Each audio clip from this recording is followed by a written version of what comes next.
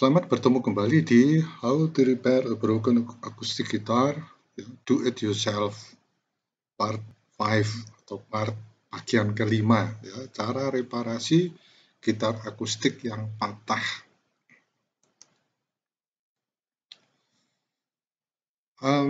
Dalam diskusi kita kali ini pada bagian kelima ini adalah lanjutan dari diskusi kita yang lalu, ya, di mana kita sudah melihat kita sudah melepaskan beberapa bagian yang kiranya diperkirakan akan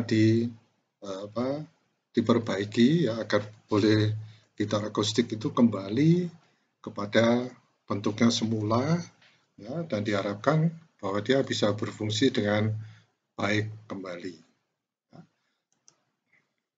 Nah, seperti kita lihat, ya, ini saya gambarkan bagian dari neck dari gitar itu, ya akustik gitar ini. Terus ini papan dari fretboardnya, ya, jadi fretboard, ya, papan fret, ya. Nah, bagian ini yang kita lihat melengkung gitu, ya, karena ini patah, bagian yang patah, kemudian ini naik, ini ada lengkungan di sini, ya. Jadi ini juga nanti akan sedikit adanya masalah karena cukup lama dia dilengkungkan sehingga masih terjadi sisa lengkungan masih kecil, ya, tetapi harus kita perbaiki supaya dia betul-betul lurus pada waktu dipasang kembali. Ya, ini adalah broken part atau bagian yang rusak. Ini adalah bodi dari gitar tersebut, ya. Baik, mari kita lihat apa yang ingin kita lakukan. Ya. Nah, seperti ini kita lihat, ya. Ini adalah bagian yang patah, ya. Ini adalah yang masih nempel di gitar bodinya, dan ini adalah bagian dari neck, ya, yang terlepas dari ini, ya, dari sambungannya, ya. Saya menduga ini sambungannya karena saya melihat ada lem-lem di sekitar ini, ya. Baik, jadi ini nanti, ya, langkah pertama kita itu akan saya bor di tengah-tengah ini, ya, bor supaya nanti begitu dia dipasang kembali di sini saya bisa memasang skrup, ya, supaya dia bisa menjadi satu. Ya, kita lihat nanti ada dua alternatif, ya, memasang skru atau memasang bolt, ya, atau baut, ya, mana yang lebih baik dan mana yang lebih kuat, ya. Yang pertama, tadi gitarnya masih seperti itu tadi, ya. Saya akan melakukan pengeboran pada neck-nya ini, ya. Tadi saya katakan saya akan melakukan pengeboran pada neck-nya ini, ya. Ini saya tulis screw hole karena ini lubang untuk skru, masang skru, ya. Ini seperti tadi bagian-bagiannya, broken part-nya. Nah, ini akan saya pasang sebuah skrup, ya. Jadi ini proses pengeborannya, ya. Jadi nanti saya mengebornya di sini, ya, ini lubang yang terjadi, ya. Jadi saya buat, ya, kenapa? Ya, ini apa namanya, neck-nya, ya. Ini alat bornya. Saya pakai mesin bor supaya dia bisa datar ininya, ya. Nah, kita lihat ini. Saya melakukan pengeboran di di neck yang patah ini, ya. Lakukan pengeboran supaya nanti saya bisa memasang skrunya, ya. Perkiraan saya skru ini akan saya masukkan kemari, ya, sampai dia bisa skru ini sampai menembus ini sehingga dia terpasang di sini, ya, sehingga menjadi satu. Jadi artinya ditahan, kecuali nanti akan saya lakukan pengeleman, ya, supaya kuat saya berikan dia baut di sini, ya. Jadi ini ada screwdriver, obengnya, ini skrunya masuk, ya, sehingga terpasang seperti ini kira-kira. Jadi skrunya sudah masuk sehingga diharapkan bahwa ini menjadi betul-betul kuat, bukan hanya karena dilem saja tapi juga ditahan oleh sebuah skru, ya, atau sebuah skrup, ya, istilahnya, ya. Baik, cara kedua, ya, penyambungan dengan baut, ya, sama mirip dengan yang tadi, cuman sekarang yang kita lakukan adalah, kecuali saya melakukan pengeboran, pertama saya bor kecil, ya, di sini, ya. Kemudian saya perbesar, ya, di skru tadi juga seperti itu, ya, supaya kepala skrunya itu bisa masuk dan skrupnya ini bisa masuk lebih dalam, bisa menahan lebih kuat, ya. Nah, di sini yang saya lakukan pengeboran, ya, saya tembus dulu, ya, mengebor kecil, kemudian yang atas saya bor lebih besar, agak dalam, yang bawah juga, ya, tujuannya adalah ini bisa menjadi tempatnya kepala baut, ya, yang di bawahnya itu menjadi murnya, ya. Sehingga mungkin ini lebih kuat ya ditahan, ya, karena murnya mungkin menahan gaya nahannya itu bukan hanya di sekitarnya kalau dengan skru, tetapi mulai dari bawah dia tarik sampai di atas. Ya, itu harapannya, ya. Sehingga bentuk skrunya atau bautnya adalah seperti ini. Ya, ini ada murnya di bawah, ini ada kepala dari bautnya. Ya. Jadi nanti proses pengeboran sampai di itu, sampai pemasangan ini skrunya, ya, akan kita lihat di videonya. Ya. Baiklah, kita lihat videonya.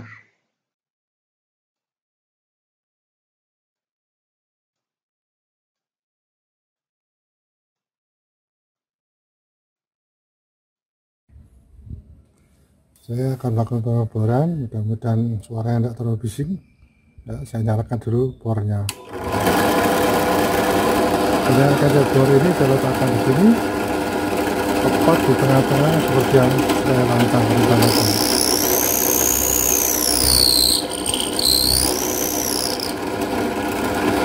Bisa ya. Nah, kita lihat sekarang lubangnya. Nah, itu sudah lubang ada terjadi persis di tengah-tengahnya ini ya. Jadi di tengah-tengah ini, sehingga kita lihat bahwa ini juga harapan saya adalah tepat di tengah-tengah juga ini ya lubangnya ini. Nah, jadi ini yang hasil yang kita dapatkan, membuat lubang pada neck ya, untuk kita pasangkan pada neck yang terlepas dari bodi gitarnya ya.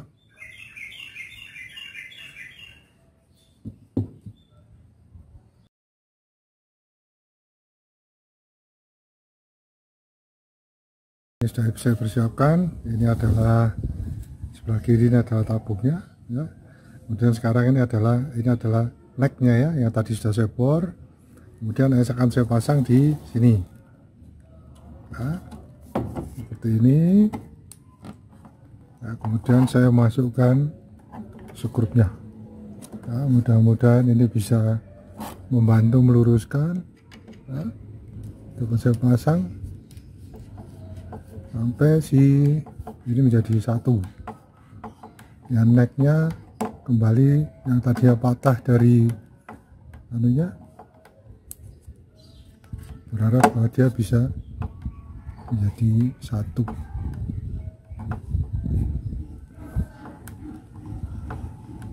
Nah, ini sudah selesai saya kerjakan. Nah, kita lihat. Nah, ini necknya sudah menjadi satu.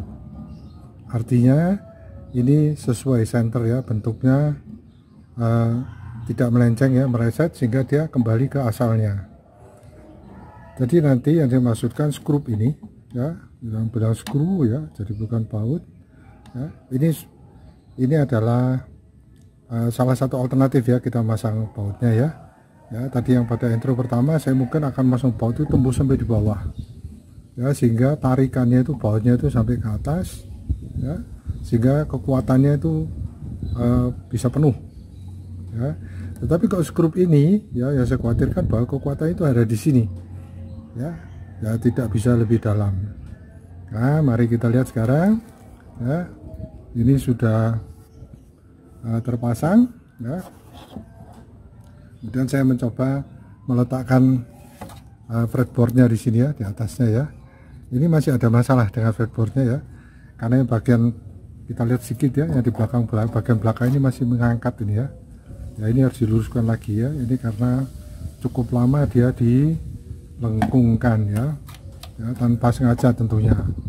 Nah, ini setelah saya pasang, nah kita lihat sepertinya ini sudah lurus ya. Jadi saya mencoba mengambil sebuah penggaris ya, saya lihat di sini ternyata lurus ya, dia lurus sampai ke, kalau kita perhatikan sampai ke sadelnya di belakang ini ya, ini sudah lurus sekali. Jadi boleh dikata bahwa pemasangan skrup ini sangat membantu ya. Nah, itu sebabnya saya katakan bahwa sebenarnya gitar ini lumayan ya, karena seluruhnya ini, seluruh stangnya ini ya, jadi seluruh stangnya itu sampai di belakang betul-betul datar ya. Jadi kalau kita perhatikan di sini ada pengurangan ketinggian ini karena ada bagian yang hilang pada waktu saya melepas fretnya ini ya. Nah, ini ada yang tertinggal di sini ya, tapi sebenarnya ini dari atas ini sampai ke bawah, sampai ke katakan sampai ke ini ya, ke sadelnya ya, kemudian sampai ke bridge-nya ini itu lurus, datar sekali ya. Jadi saya optimis bahwa ini bisa dilanjutkan ya. Jadi sekali lagi bahwa pada waktu saya mau memasang skrup ini akan saya pasang lem di sini ya. Saya lem dulu ya, artinya dilem kemudian dipres dengan skrup ini ya. Tetapi saya masih berharap bahwa saya bisa memasang mur yang panjang ya. Kalau ada mur yang panjang, saya ingin bahwa ini ditarik mulai dari bawah sini ya, supaya ada kekuatan ya. Tetapi ada satu lagi keraguan saya, bahwa kayu yang ini ya, ini sepertinya dari kayu yang sangat ringan ya, sehingga saya khawatir bahwa kayu ini pada waktu nanti ditarik string, 6 string itu ya, 6 senar itu ya, dia akan di sini tidak masalah mungkin ya, kuat ya. Nanti akan saya tunjukkan gitar yang mirip dengan ini, tetapi ada masalah ya, jadi tidak patah, tapi ini necknya ini melengkung ya, sehingga efeknya adalah bahwa nanti pada waktu neck itu melengkung, senarnya di atas ini akan berjarak lagi ya. Jadi kalau senarnya ada jaraknya, begitu kita tekan sampai ke fretnya ya, tegangan senarnya akan bertambah tinggi, dan tentunya nadanya akan tambah tinggi ya. Seharusnya kita tekan misalkan Mi gitu ya, dia bisa ke mendekati Fa ya, mungkin ya, atau kalau kita tekan Fa ya mendekati Sol, karena ada tarikan lagi ya. Saya berharap ngerti maksudnya ya. Nah, saya kira itu ya. Jadi nanti akan kita lihat ya, menjawab keraguan saya tentang kekuatan ini, kira-kira apa yang harus dilakukan ya. Jadi kita sudah sampai pada penyambungan antara neck dengan bodinya ini, dan terlihat bahwa ini sangat bagus ya, karena benar-benar ini datar ya. Tapi mungkin saya tidak berhenti di sini ya. Saya mungkin akan mencari suatu cara lagi ya, agar neck ini tidak melengkung ya. Kira-kira boleh dipastikan bahwa agar neck ini tidak melengkung ya, itu harus diberikan penguat ya. Saya masih memikirkan penguatnya itu apa ya. Tetapi kalau dilihat sepintas ini ya, kita lem lagi di bawahnya tadi ya, kemudian dikuatkan dengan skrup ini, atau saya kasih baut sampai di bawah sini, ini sementara cukup ya. Tetapi nanti yang saya khawatirkan adalah begitu termakan waktu ya, ini si snack ini bisa terangkat ya, apalagi kalau sepertinya ya kelembapan itu memengaruhi ya kebasahan kayu ya, sehingga mungkin akan terjadi dia melengkung ya. Saya kira itu pembahasan kita untuk pemasangan neck ini ya.